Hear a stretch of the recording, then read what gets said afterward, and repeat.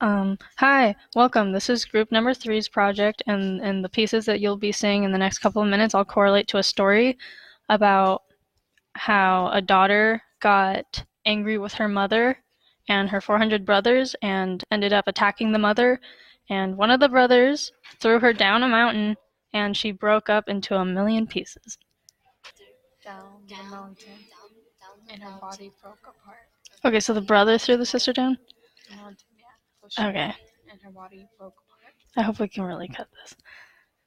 You can shorten it up. Okay. I think it's better.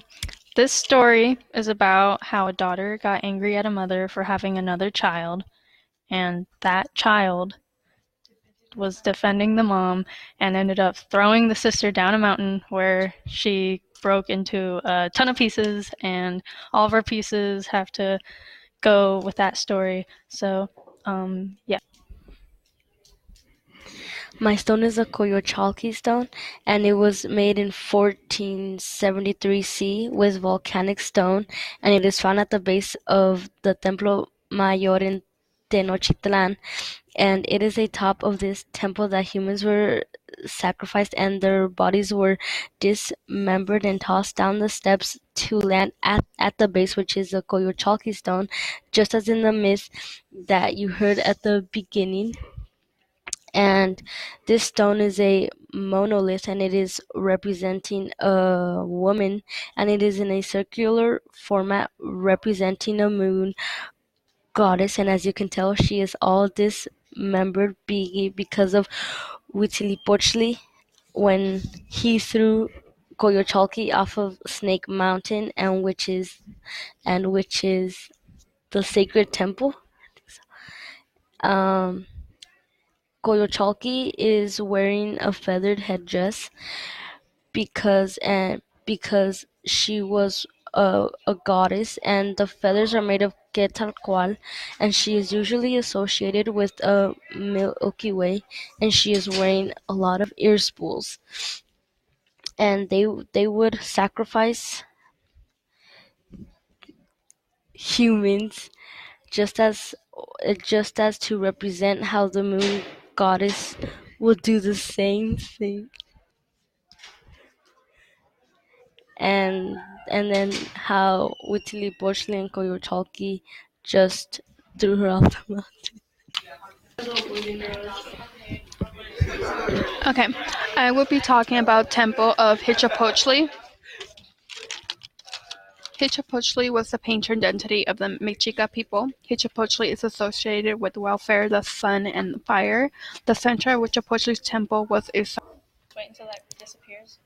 Okay, I'll be talking to you guys about Temple of Huitzilopochtli. Huitzilopochtli was the patron deity of the Mexica people. Huitzilopochtli is associated with welfare, fire, and sun. The center of Huitzilopochtli's temple was a sacrificial stone.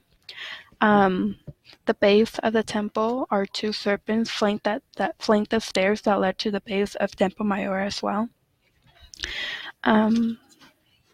For enemies of the Mexica people and who ruled over, the history of Huitzilopochtli was showed Mexica authority for their ruler.